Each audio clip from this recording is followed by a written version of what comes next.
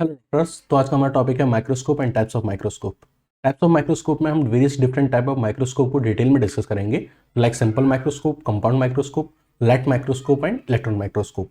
हम light microscope और electron microscope के सब टाइप्स को भी बहुत डिटेल में डिस्कस करेंगे।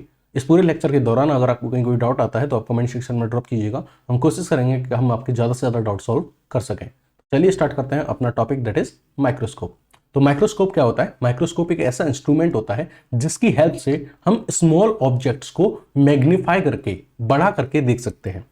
यानी कि माइक्रोस्कोप एक ऐसा इंस्ट्रूमेंट है जिसकी हेल्प से हम स्मॉल ऑब्जेक्ट्स, जिनको हम अपनी नेक्ड आई से नहीं देख सकते, वो इतने स्मॉल हैं कि हम उनको अपनी नेक्ड आई से नहीं देख सकते, तो उनको हम माइक्रोस्कोप की हेल्प से, उन स्मॉल ऑब्जेक्ट को माइक्रोस्कोप की हेल्प से मैग्नीफाई करके बड़ा व्यू, एनलार्ज व्यू क्रिएट करके देख सकते हैं। अब ये स्मॉल ऑब्जेक्ट क्या हो सकते हैं? तो ये कुछ भी हो सकता है। कोई ऑर्गेनिज्म हो सकता है, कोई बैक्टीरिया, वायरस, ठीक है, फंजाई हो सकती है, या उस ऑर्गेनिज्म का कोई कंपोनेंट हो सकता है। यानी कि अगर कोई सेल है तो उसका कंपोनेंट हो सकता है, कोई सेल ऑर्गेनेली हो सकती है, ठीक है। अब एक बात आती है कि ये जो माइक्रोस्कोप है, इंस्ट्रूमेंट है, इसके अंदर ये मैग्नीफाई करने की जो कैपेसिटी है वो आती कैसे है, ये कैसे किसी भी चीज़ को मैग्नीफाई कर पाता है? तो उसके लिए जो माइक्रोस्कोप होता है उसके अंदर प्रेजेंट होते हैं कॉन्वेक्स लेंस। तो कॉन्वेक्स लेंस की हेल्प से जो माइक्रोस्कोप होता है उसके अंदर मैग्निफिकेशन की कैपेसिटी आती है, ठीक है। अब हम बात करेंगे कि अगर कोई माइक्रोस्कोप अच्छा माइक्रोस्कोप है तो उसके क्या फीचर्स रहेंगे, कि what are the qualities of a good microscope. तो अगर कोई माइक्रोस्कोप अच्छा माइक्रोस्कोप है तो उसके अंदर रिजोल्यूशन जो होना चाहिए वो अच्छा होना चाहिए, यानी अच्छी रिजोल्यूशन पावर होनी चाहिए। अभी रिजोल्यूशन पावर क्या होती है तो वो ध्यान से समझिएगा।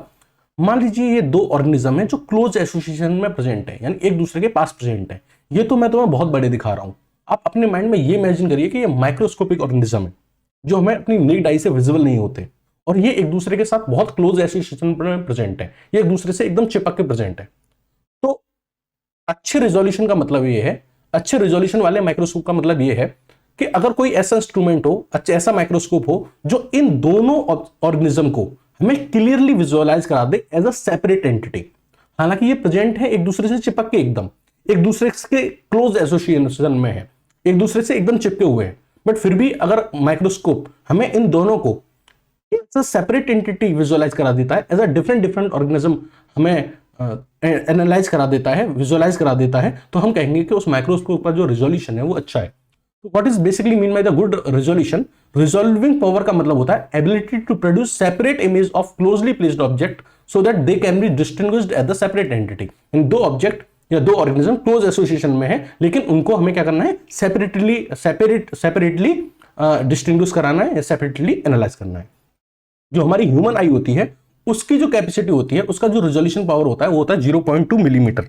इसका क्या मतलब होता है? इसका ये मतलब होता है कि अगर कोई भी दो ऑब्जेक्ट या दो ऑर्गेनिज्म 0.2 mm के डिस्टेंस पे प्रेजेंट है, 0.2 mm के डिस्टेंस पे प्रेजेंट है, तो हम उनको as a separate entity visualise कर सकते हैं कि ये अलग ऑर्गेनिज्म है, ये अलग ऑर्गेनिज्म है। लेकिन अगर 0.2 mm से कम डिस्टेंस पे अगर दो ऑर्गेनिज्म प्रेजेंट है तो हमें वो एक ही चीज एनालाइज होगी, एक ही चीज ऑब्जर्व होगी। तो उसी तरीके से ह्यूमन आई का जो रेजोल्यूशन है वो 0.2 mm है। लाइट माइक्रोस्कोप का जो रेजोल्यूशन है वो है 0.2 माइक्रोमीटर। एक माइक्रोमीटर का मतलब होता है 10⁻⁻6 मीटर।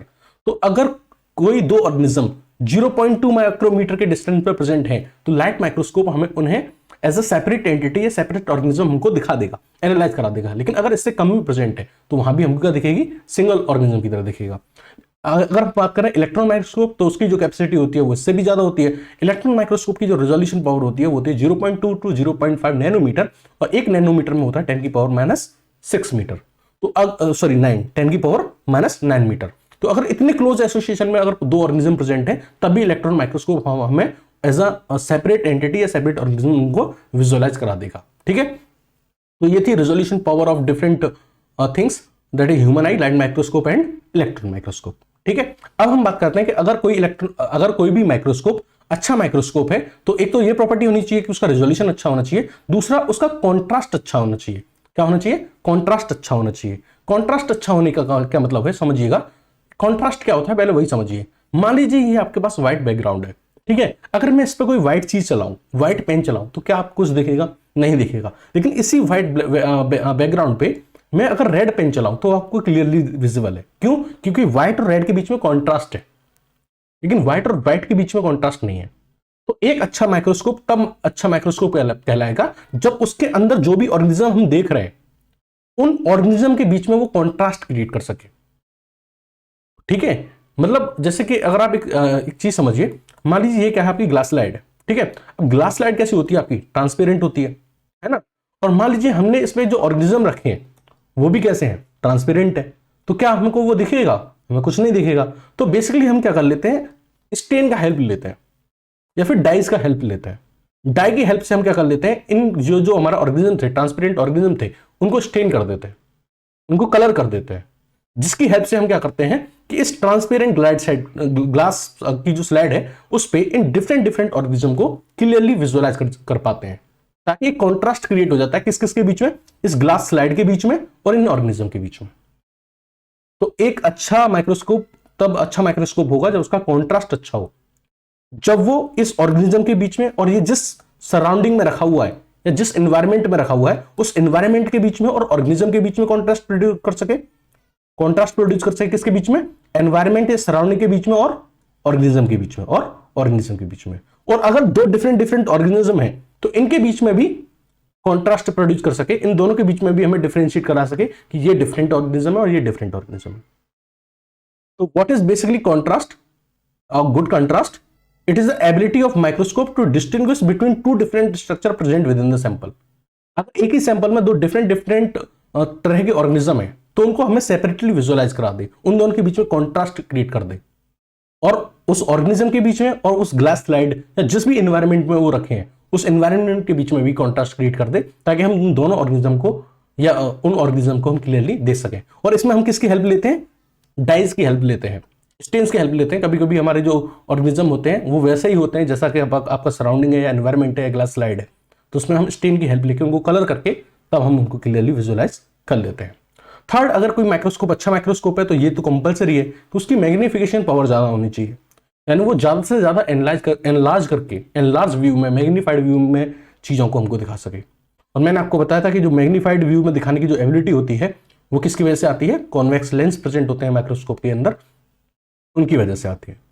ठीक है, अब माइक्रोस्कोप का जो मेनली हम यूज करते हैं वो किसमें करते हैं, माइक्रोबायोलॉजी में करते हैं। और माइक्रोबायोलॉजी में भी हम बेसिकली किसके लिए यूज करते हैं, माइक्रो ऑर्गेनिज्म को देखने के लिए। तो एक बार हम उन माइक्रो ऑर्गेनिज्म के साइज के बारे में बात कर लेते हैं कि उन माइक्रो ऑर्गेनिज्म के जो साइज होते हैं वो किस रेंज में रहते हैं। अगर मैं बैक्टीरिया की बात करूं तो बैक्टीरिया का जो साइज रहता है उसकी जो डायमीटर रहती है वो 0.2 to 1.5 माइक्रोमीटर रहती है इन द डायमीटर, और 3 to 5 micrometre in length bacterias होते हैं। वहीं वायरसेस की बात करी जाए तो वायरसेस इनसे बहुत ज्यादा छोटे होते हैं, वायरसेस 20 to 300 नैनोमीटर होते हैं डायमीटर में। फंजाई की बात करी जाए तो फंजाई जो होते हैं वो तो 2 to 10 माइक्रोमीटर इन डायमीटर होते हैं, और इनकी जो लेंथ होती है वो सेवरल सेंटीमीटर्स तक हो सकती है। वहीं पैरासाइट की बात करें तो इनके साइज वरी करता है बहुत ज्यादा। पैरासाइट में अगर आप प्रोटोजोन्स की बात कर रहे हो तो उनका जो साइज होता है वो माइक्रोमीटर में होता है, लेकिन अगर यहीं आप हेलमिन्थेस की बात करो, ठीक है, हेलमिन्थेस की बात करो तो वो फ्यू मिलीमीटर टू लेकर सेवरल मीटर तक होते हैं। ठीक है, तो ये थे size of different micro organisms जिन्हें हम माइक्रोस्कोप की हेल्प से एनालाइज करते हैं।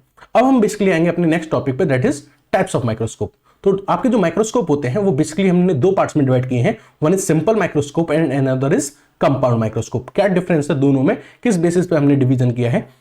जो सिंपल माइक्रोस्कोप होता है उसमें हमेशा एक ही लेंस यूज किया जाता है, जिसमें क्या होता है, सिंगल लेंस का यूज होता है, वन लेंस का यूज होता है। ठीक है, अब इसमें सिंगल लेंस का यूज होता है और इसकी जो मैग्निफिकेशन पावर होती है, मैग्निफिकेशन यानी एनलार्ज करने की जो पावर होती है, मैग्नीफाइड व्यू की जो पावर होती है वो बहुत लो होती है, 5 times to 20 times की भी चीज को एनलार्ज करके दिखा सकता है। ठीक है, वहीं अगर हम कंपाउंड माइक्रोस्कोप की बात करें तो कंपाउंड माइक्रोस्कोप में एक से ज्यादा लेंस होते हैं। ये मेन डिफरेंस होता है between simple microscope and compound microscope. Simple microscope में एक ही कॉन्वेक्स लेंस यूज होता है, जबकि कंपाउंड माइक्रोस्कोप में एक से ज्यादा लेंस यूज होते हैं।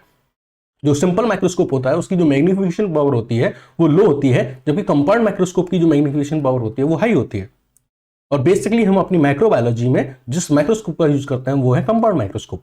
सिंपल माइक्रोस्कोप का जो फर्स्ट टाइम यूज किया गया था वो किया था किसने, एंटनी वैन ल्यूवेनहॉक ने। And compound microscope was first designed by the Jensen's. ठीक है, इनके फादर ये और सन दोनों जेनसन्स ही थे, तो इसका जो क्रेडिट जाता है कंपाउंड माइक्रोस्कोप का वो किसको जाता है, जेनसन्स को जाता है। ठीक है, यहां आप जो डायग्राम देख रहे हैं वो सिंपल माइक्रोस्कोप का है। ये डायग्राम सिंपल माइक्रोस्कोप का ये डायग्राम है जिसमें आप देख रहे हैं कि एक लेंस है वो जहां प्रेजेंट होता है आईपीस में, एक सिंगल लेंस प्रेजेंट होता है। ये जो आप देख रहे हैं ये स्टेज है, ये क्या है, स्टेज है। यहां पे हम अपनी ग्लास स्लाइड या जो भी ऑर्गेनिज्म हमको देखना है उसको यहां प्लेस करते हैं, और यहां पे लेंस होता है, और यहां हम अपनी आईज से इसको क्या करते हैं, देखते हैं। ठीक है, तो यह सिंगल लेंस का यूज होता है। बाकी कंपाउंड माइक्रोस्कोप में एक से ज्यादा लेंस का यूज होता है। जो कंपाउंड माइक्रोस्कोप होते हैं उनको अगेन हमने दो टू टाइप्स में डिवाइड किया है, one is light microscope and another is electron microscope.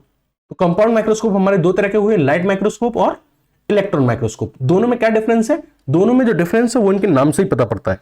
देखो, माइक्रोस्कोप की हेल्प से हमें किसी भी ऑब्जेक्ट को देखना है, विजुअलाइज करना है।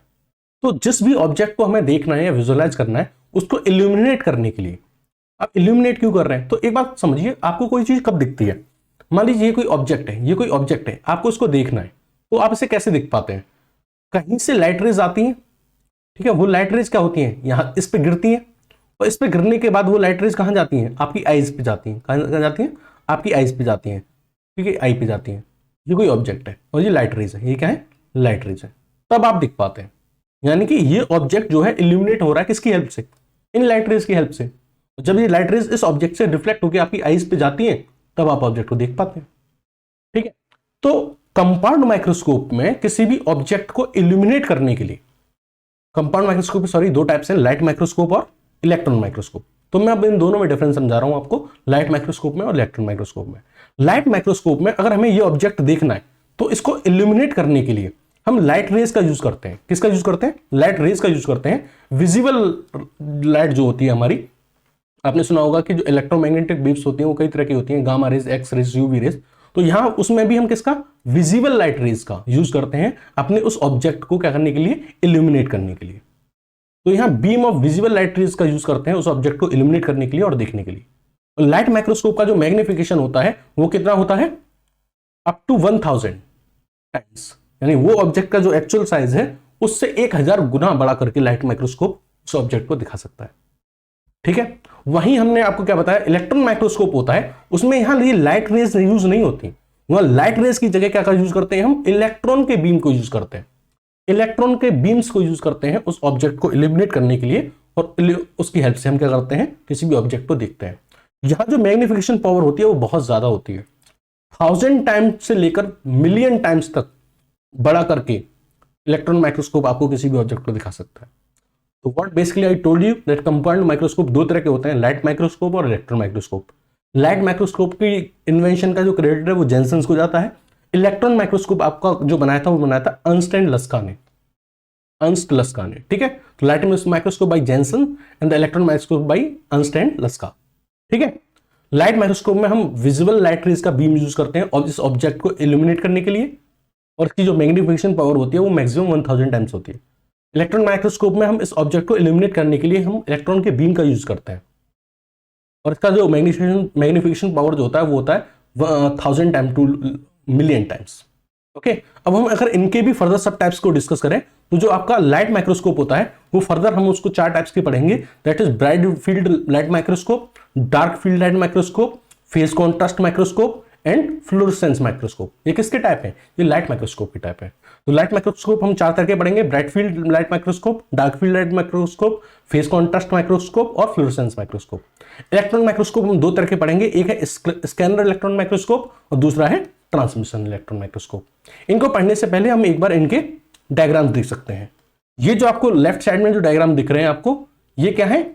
ये लाइट माइक्रोस्कोप के एग्जांपल हैं। किसके? लाइट माइक्रोस्कोप के। लाइट माइक्रोस्कोप में भी यहां एक आंख से देखने वाला है, इसको हम बोलते हैं यूनिलोक्यूलर लाइट माइक्रोस्कोप, और ये दोनों आंखों से देखने वाला है, दिस इज बाइलोक्यूलर लाइट माइक्रोस्कोप। जो आपको रॉकेट की तरह दिख रहा है, this is electron microscope, this is electron microscope, ठीक है। जो आपको ये रॉकेट पूरे कमरे की तरह दिख रहा है, दिस इज इलेक्ट्रॉन माइक्रोस्कोप। तो पहले हम ये जो लाइट माइक्रोस्कोप के जो 4 टाइप्स हैं इनको डिटेल में समझेंगे, देन हम इलेक्ट्रॉन माइक्रोस्कोप और उसके 2 टाइप्स हैं उनको डिटेल में समझेंगे।